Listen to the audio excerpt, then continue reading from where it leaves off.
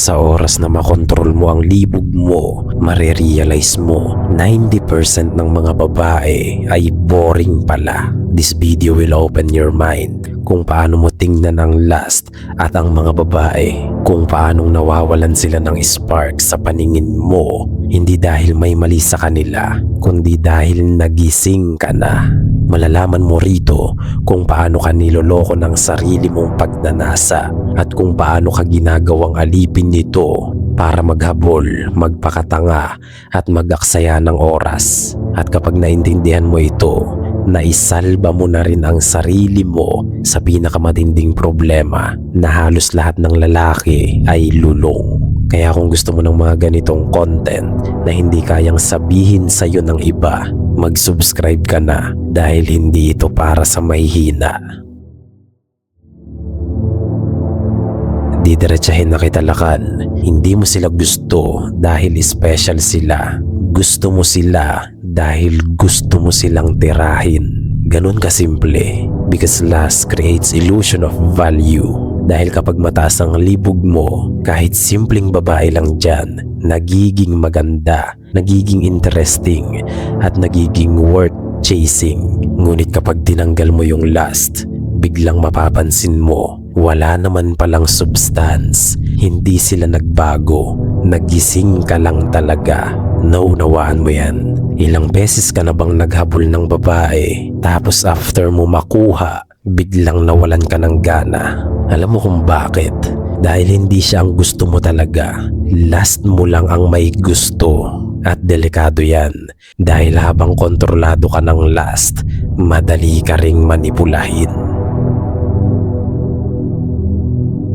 Kapag hindi ka nauhaw sa tahong, hindi ka na rin impress sa itsura. Because beauty without depth is just a decoration. At karamihan sa lalaki, hanggang dun lang.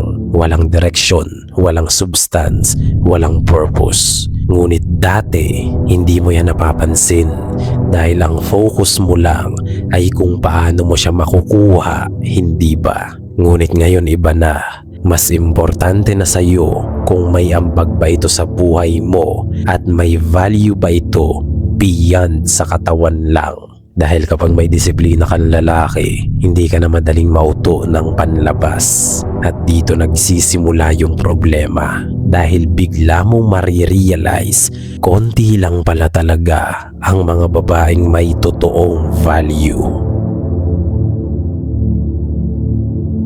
Didiretsahin na kita lakan, hindi ka talaga romantic. Adik ka lang talaga. Adik sa validation, adik sa attention, adik sa dopamine. Alam mo kung bakit? Because modern society trained you to chase. Social media, corn, soft content, lahat yan designed para panatilihin kang gutom at uhaw sa tahong, para lagi kang naghahabol upang hindi ka makapag-focus sa sarili mo. Because a distracted man is a weak man. At habang hinahabol mo sila, hindi mo rin napapansin, unti-unti ka na palang nawawala sa purpose mo, sa linya mo, at sa sarili mo mismo. Ngunit hindi mo yan nakikita noon. Ngayon pa lang dahil sa video na ito. Anong gagawin mo ngayon? Maghahabol ka pa rin ba? O magsisimula ka ng makaramdam ng hiya sa sarili mo? Kapag uhaw ka sa tahong, wala ka ring discernment o talino. Hirap kang makita yung mga bagay na dapat iniiwasan mo sa isang babae. Bulag ka kasi ng lust, kaya kahit disrespectful siya, kahit manipulative, at kahit walang direksyon, anong ginagawa mo?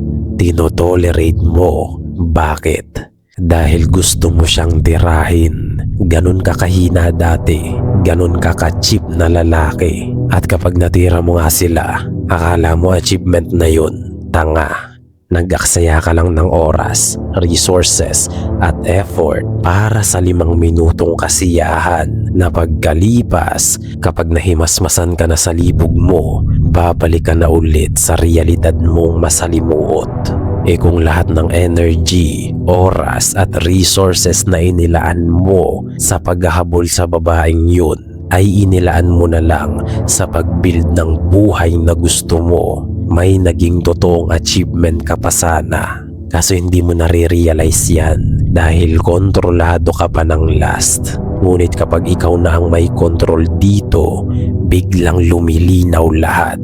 Nakikita mo na yung attitude, yung entitlement, yung pagiging toxic, at yung kababawan. At dito mo marirealize na hindi pala mataas ang value nila.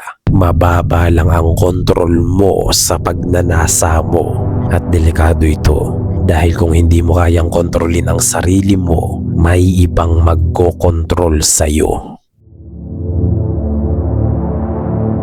Kapag hindi ka nauhaw sa tahong at naging disiplinado ka na, hindi ka na rin maghahanap ng thrill. Alignment na ang hahanapin mo. At karamihan ng babae, mapapansin mo, hindi sila aligned sa mission mo. Kaya sila nagiging boring. Hindi dahil wala silang worth bilang tao, kundi dahil hindi sila aligned sa direksyon mo bilang lalaki.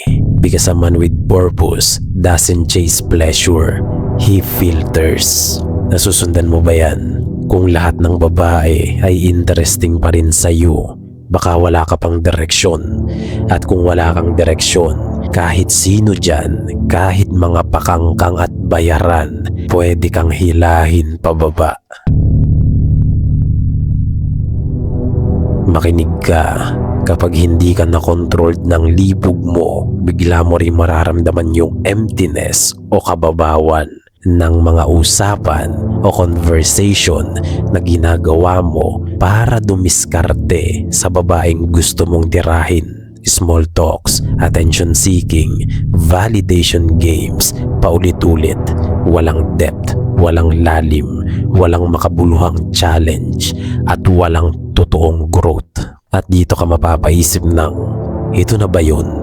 Ito na ba yung hinahabol ko dati? At alam mo ang masakit dyan, dati sapat na sa'yo ang ganyang kababawan ng buhay. Ngunit ngayon, hindi na.